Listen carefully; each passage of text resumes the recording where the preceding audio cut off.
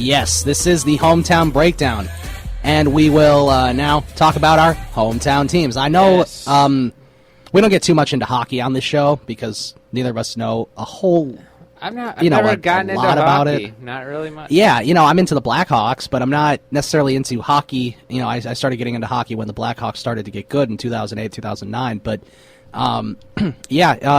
they start their camp at Notre Dame today, I think, or maybe it was yesterday. They started their training camp in South Bend, so they will be starting up, and I think their opener is in mid-October. October 11th, I think, is their season opener or something like that. So hockey season's right around the corner, and then the NBA starts about 2 weeks after that. So it's exciting for the Blackhawks and Bulls because we know they're going to be in the playoffs. We know they're going to have pretty good seasons. Yeah. Speaking of Bulls, I know you're a little surprised at how low Derrick Rose was. Yes, I was a little surprised. I'm not surprised that he's low on the list. I'm surprised he was number 88. I don't even know if I would draft him on my bench. Does that hurt you? Yeah, because I think I would have him on my bench. I would not have him start, at least to start the season, but if he turns back into 2010, 2011 MVP caliber Derrick Rose, which will never happen, yes, he could be on the team. Mentally, he does not. I think he could be back. He doesn't trust his legs. I don't think he'll be MVP again because there's people named LeBron and Kevin Durant, but I think he will. I think it's possible that he could be caliber of having it, of having that title, and I think he could be a leader once again on this Bulls. The clear leader right now is Joakim Noah. We know that, but I think Derrick Rose could come back to being close to that status. Man, I feel sorry for Rose, and I want to say, oh, he's going to have a great year, but no. Sorry. It's going to be tough because if you remember last year, before he got hurt, he played, I think, maybe 10 or 12 NBA games before he got hurt again. They overutilized him. They were playing him 45 minutes. They did overutilize him, but that's part of Tom Thibodeau's nature. He's going to overutilize his players. Just look at how long he had Jimmy Butler out there every game when it wasn't necessarily necessary to have him out there all that time. But, Derrick Rose struggled. He didn't score a lot, and the Bulls did lose a lot of games with Derrick Rose in. And then after he got hurt, that's when the Bulls went through a really bad rough patch. And then when 2014 came around January or February, they went on a giant win streak, and the Bulls were doing pretty well without Derrick Rose. But we'll see what happens this year. It'll always take a little bit of getting used to. Taking a look at the Bulls' schedule, they open the season at New York, so that'll be kind of a tough game. That's going to be a fast-paced, high-scoring game. The Bulls are going to have to be high-scoring to beat Carmelo. And then they play on Halloween. They play the home opener against the Cavaliers. That's going to be one hell of a game, too. Yeah. And then the schedule gets a little easier, playing teams like Minnesota, Orlando, Milwaukee, Philadelphia, Boston. So, yeah, they have a pretty easy schedule early, except for those first two games, and those first two games are just starting so people can start watching the NBA right from the get-go. I don't know what to make about the Bulls. I think they could be in the Eastern Conference Finals against the Cavaliers. It'll be tough to beat the Cavaliers, though. Yeah, it will, if not impossible. Yeah, it's pretty much almost impossible. Of course, they haven't played together either, so there'll probably be some trials and tribulations, as they say, to start the season off a little bit. I know in Miami that's what happened. And yeah, they're going to have to get used to playing together and being in a team. So yeah, and you got better people around you now. With the big three in Miami was not as good as this current big three with LeBron, Love, and Kyrie Irving at full strength. That's pretty impossible to beat. Maybe a Western Conference team could beat them, but probably not. It's going to be tough, though. Now, talking about the Cubs, they are currently losing to the Dodgers, as we know. 11-3. It's 11-3 now. Wonderful. So that's pretty much over with. But they did sweep the Reds, which was pretty exciting. And last night the game was competitive, at least, until the bullpen blew it up. Chris Bryant was at Wrigley Field a couple days ago to receive an award for Minor League Player of the Year. All right. Something like that. So he is expected to start spring training with the Cubs with the intent of having him be the starting third baseman to open up the 2015 season. How do you feel about that? Yeah. I feel like you should bring him in closer to the All-Star break. You don't think that they could be competitive right from the start, though? I think the Cubs have the pieces without him. I think they'll be competitive without him. Right, but if they're going to be competitive, wouldn't you rather have him there? I don't want him to happen to what happened to Strasburg or any of those other great pitchers that ended up having Tommy John early in their career. Okay. Overutilized. That's fair. I just, you know what I'm saying? Yeah. No, I and it's I happening to so many young pitchers because they've been Tommy John, like we said earlier this season in baseball season, it's an epidemic.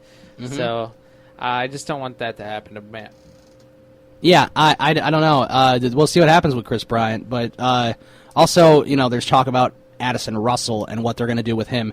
He, to me, and I think to the Cubs organization, they have the same idea. I think he's going to be a September call-up, possibly an All-Star break time call-up, but we'll see what happens with him. The problem is, once you bring him up, Javier Baez and Starlin Castro, somebody's going to have to move. Someone's either going to have to move or someone's going to have to go via trade. Someone's going to get traded. And I think Baez should get traded. That is exactly what happened. I actually wrote an article a couple weeks ago. You can check that out at sportsmockery.com. I wrote about who's going to go because the Cubs have too many middle infielders there. They have Castro, they have Baez, and they have Addison Russell developing in the minor leagues. And Addison Russell is supposed to be better than both of them. That's what all the professional scouts are saying, all the professional people that watch him. So I take their word for it, obviously. They think Addison Russell is going to be very good. So I agree with you, and I actually wrote my article saying I thought Baez would be the one to go as well. Because people are saying, he has time, you have to try to give him time to figure it out and everything. But, time is passing here, and he hasn't figured anything out.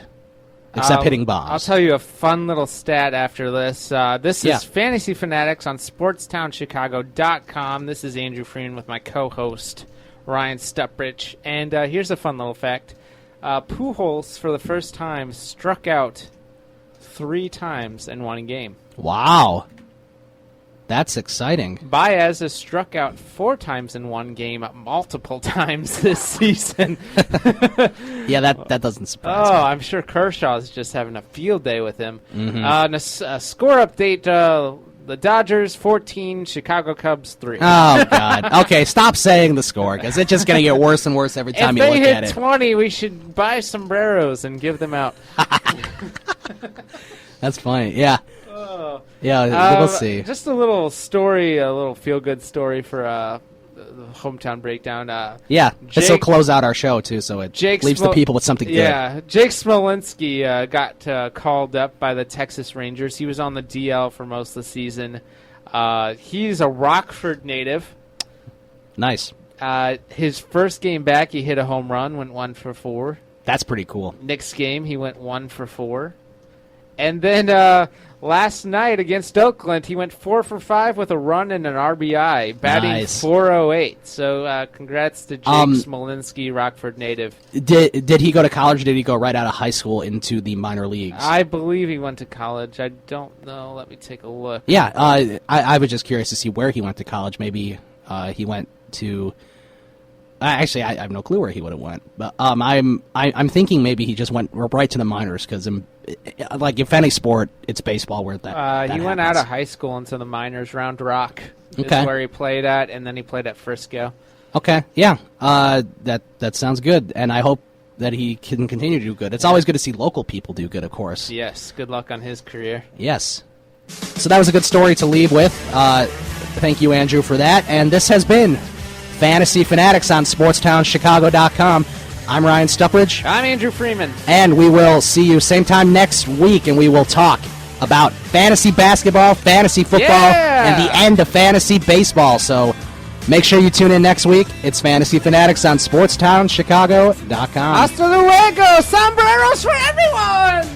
Football season underway. There's no better place to check on your fantasy football team than Fantasy Fanatics, Fridays 2 to 4 p.m. on SportsTownChicago.com. Andrew Freeman and I, Ryan Stuprich, will review the game from Thursday, look ahead to the games on Sunday, and give you everything you need to know before those big games. That's the problem with the Lions. It's hard to pick them to ever win the NFC North because everyone gets injured. We also had a fantasy draft of our own, so we're playing right along with you. Who was the number one pick in our league? He's got 8 seconds left to pick someone. I think he's going to have auto picks. So he has Adrian Peterson is going to be the first pick of the draft. No, he picked Calvin Johnson?